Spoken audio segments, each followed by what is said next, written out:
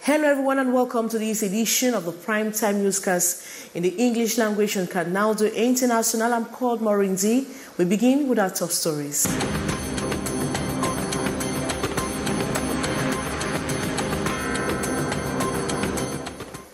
Inhabitants of Ngodi, a neighborhood in LOUM in the Mongo division, are still to come to terms with the death of 5 members of the same family over the weekend. Medics have confirmed the victims, a lady and her 4 children, were poisoned. We'll have the details in this edition of Newscast. And the Minister of Territorial Administration, Paul Atanga G, has sent warning signals to commercial motorbike riders hiding under their activity to perpetrate criminal actions. In a roundtable discussion with the trade union leaders this Tuesday in the nation's political capital, Yaoundé, Paul Atanga G lamented over the negative, deplorable records of the sector in the last 2 months. We'll have the details in this edition of Newscast.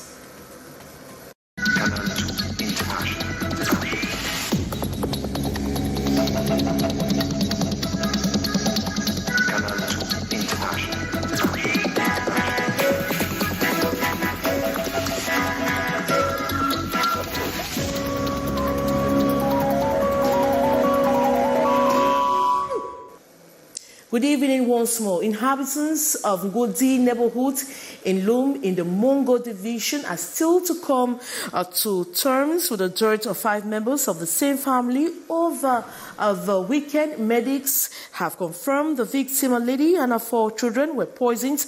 Let's know how it was all possible. More with that on that story with our reporter Gladys Ambo-Tima.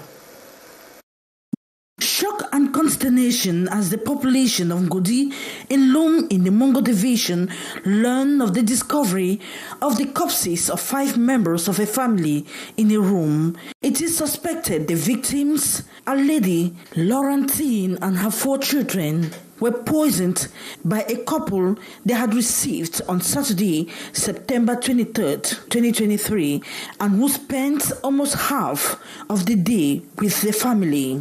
According to neighbors, Laurentine and her children consumed porridge bananas, popularly known as banan malaxi, which the couple had brought to the family. They were together until evening. After the lady accompanied them to the road, she returned and spent the night with her children. On Sunday morning, none of them was seen, with the hope they had gone to church. They are new tenants, and we were yet to understand their attitudes. Medics have confirmed the victims were poisoned. Investigations have been opened to track down the couple who paid the family a visit on September 23rd to find out whether or not they are responsible for the death of the 5 persons. A gang of thieves specialized in robbing people in taxis, the nation's political capital, Yaoundé, have been apprehended by the police. The heartless criminals were cracked down by the Central Regional Judicial Police Division after complaints from numerous victims. Details of that story with our reporter, Hysen Chair. End of the road for these supposed men of the underworld that have been harassing passengers in taxis in the city of Yaoundé, beating them up and doing away with money and other valuable items like telephones and laptops. Among the 4 culprits is a young lady they used to lure their victims into the taxi as a new deceitful strategy. When the woman is putting in the car, her role is to attract the passenger. And when the passenger is in the car, our suspect took her to an unknown destination, and over there they asked for ransom. You have noticed that many women are now really involved as far as criminal activities are concerned. Our citizens must not allow themselves to be distracted by the presence of a woman in a car. Before boarding, they have to be cautious, they have to be vigilant. And here are some of their many victims who went through hell in the hands of the heartless criminals. As my family was delaying to send them money, they undressed me, took pictures and videos of me naked, beating me up. They gave me a number and told me that if I don't send the money before midday, they will post the pictures on social media. They dropped me behind Hilton about 1 a.m. These are the numerous SIM cards the presumed thieves used to collect ransom from the families of their captives. They asked for 500,000 francs from my parents. Out of fear that they could kill me, they sent 260,000 francs. They also took my phone and the small money I had before dropping me somewhere around Van. The operation to crack down the gang was highly coordinated by the head of the Regional Judicial Police Division for the Central Region, Moise Emane. The prices of tomatoes have been fluctuating in the past weeks, with vendors selling the baskets now at affordable prices. In spite of the minimal amount buyers to complete, it is not enough to cover up with further food items that have noticed a tremendous increase in prices. A reporter, student journalist Aisha Tao has been talking with some buyers and consumers. Tomatoes in abundance at the Sandaga market in Douala. Households are expected to disburse at least 2,500 francs or at most 4,000 francs CFA in order to buy a crate of tomato. Although the prices of the fruit has fallen as compared to a few weeks back, some customers say the reduction is not felt due to current inflationary situation in the country. It's only tomatoes that is affordable. If not, the prices of other goods have quadrupled. Satisfied for tomatoes, but for other goods, I am not. Because the surplus I had from the reduction in prices of tomatoes cannot compensate other goods. The cost is still high. It's not easy to have all the products in the market. We have to do with what we have. We can't afford concerning some things like tomato and onions. It's very expensive now, but we try like we can.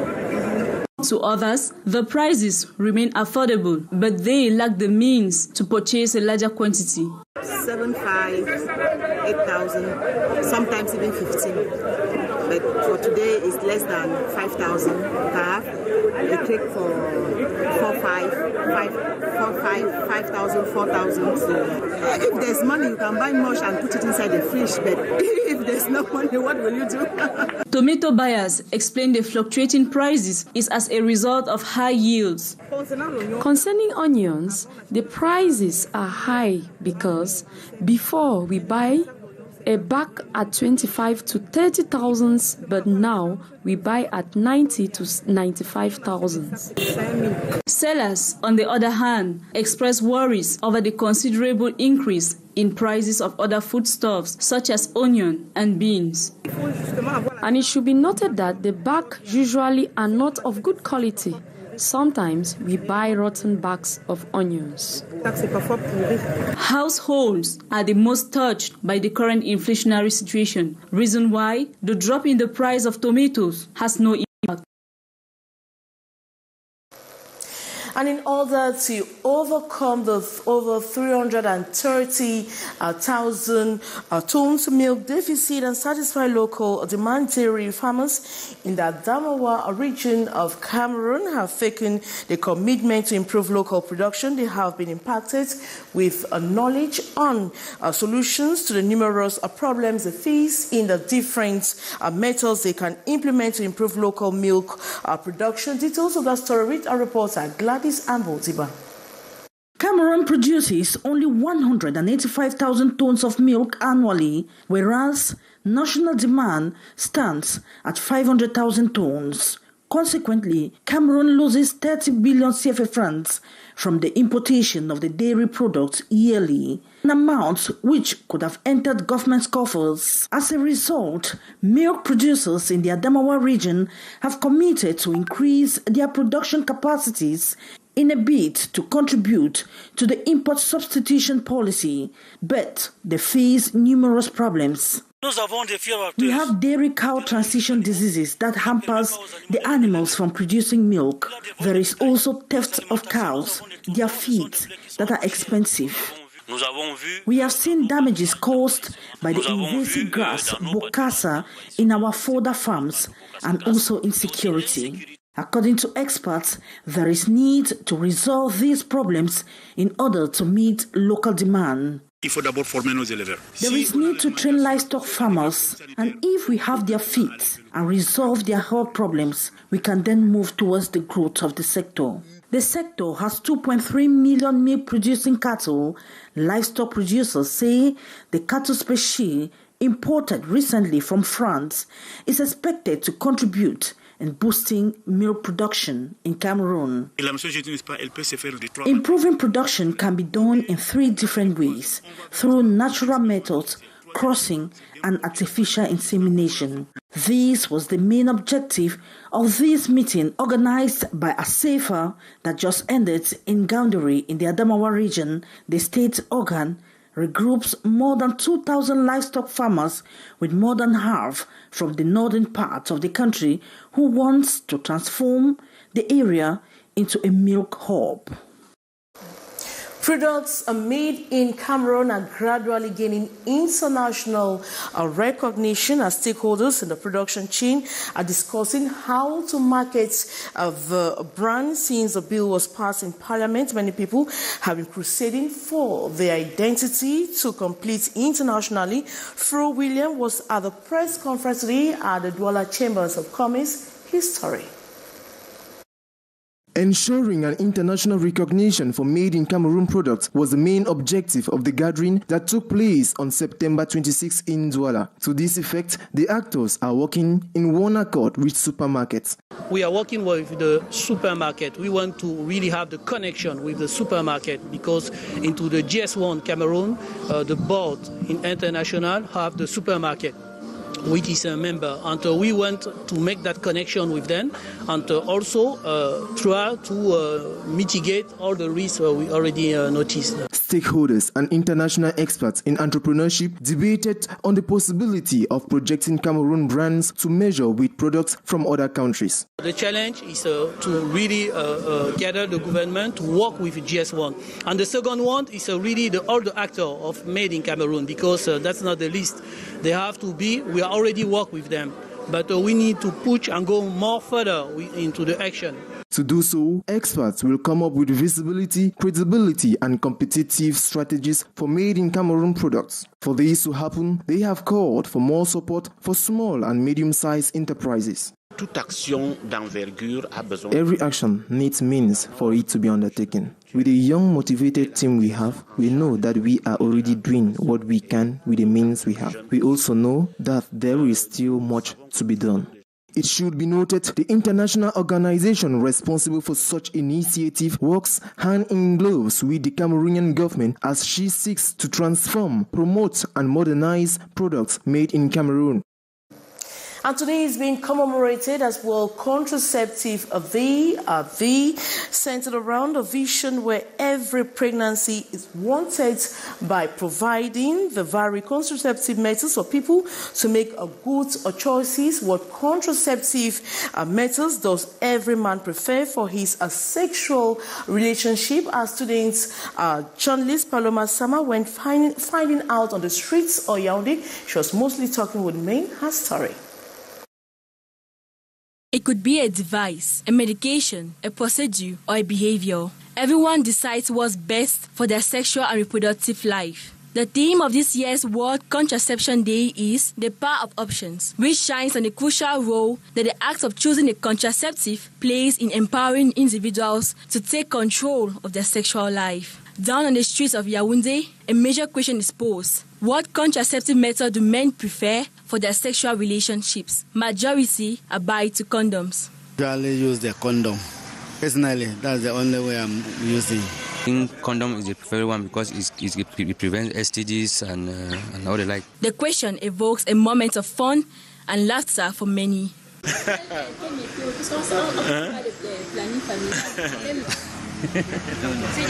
While some hold on to abstinence, others say they cannot advocate for that method. It's just a matter of programming. When you program a system, yes, when the time reaches, both of you just dive into it. Can do abstinence. No, If a cycle is for 2 weeks, I cannot persevere, I swear. It's not easy, especially with this rainy season, with this cold. There's too much cold. You and I know, well, that's not easy. I cannot try that one. Most of them completely deny the family planning methods, reason being that it comes with so much effects. Health experts say there are ways to prevent the negative effects. They don't have the real information about it. That's why it's usually better for them to come in the hospital and see the midwife or the doctor who can explain everything to them. We take one method and we explain to you the advantages and the inconvenience. It is what we call in that birth control method doesn't tie only to women. The varied types of contraceptives is offering options to every individual to find what suits their preferences and needs. And the Minister of Territorial Administration, Paula Thanganji, has sent warning signals to commercial motorbike riders hiding under their activity to perpetrate criminal actions in a roundtable discussions today with trade union leaders. Paula Thanganji lamented over the negative, deplorable records of the sector in the last 2 months with regrettable cases of accidents, assaults and theft. Details of that story with student journalist Chelsea Kwon, her story. Crimes committed with bikes and bike riders and unending urban disorder no longer makes news to Cameroonians.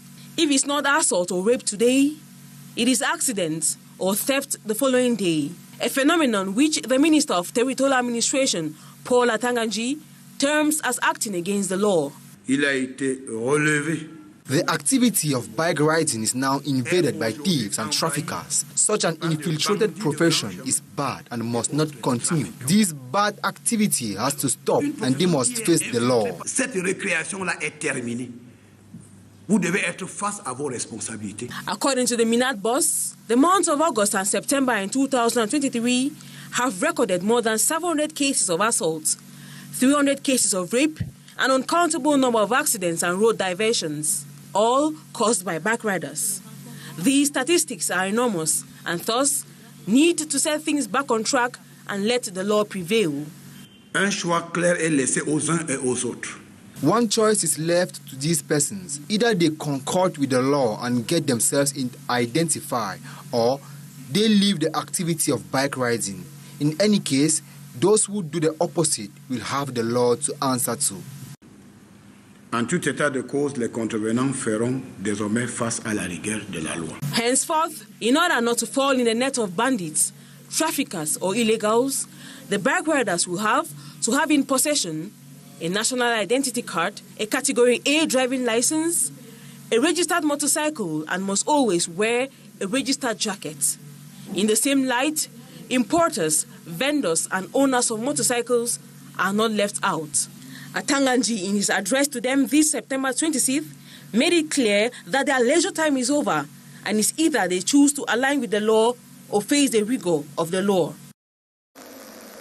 And we now talk sports. Cameroon's indomitable Lionesses will not be part of the 2024 African Women's Cup of Nations to be hosted in Morocco next year. The girls of Jean-Baptiste Bissek bid farewell to the prestigious competition after failing to make the difference against Kenya this day, September 2026. The Harambee Starlets took the lead at the 76 minutes through a free kick. The game ended 1-0 in favor of Kenyans, cancelling out Cameroon's first leg 1-0 victory. The indomitable Lionesses then failed at penalty shootout, scoring just 3 goals against Kenyans' 4 goals at a penalty, a bitter pill to swallow, as it is the very first time Cameroon's female team will not take part in the women's AFCON since its competition in 1991. I will certainly come back to that with more analysis in our subsequent editions of Newscast. And that brings us to the end of this edition of the Primetime Newscast in the English language on Canal de International. Thanks so much for watching. But coming up next is Debrief with Monique Nausi. As for me, I'll be back same time tomorrow. Good night.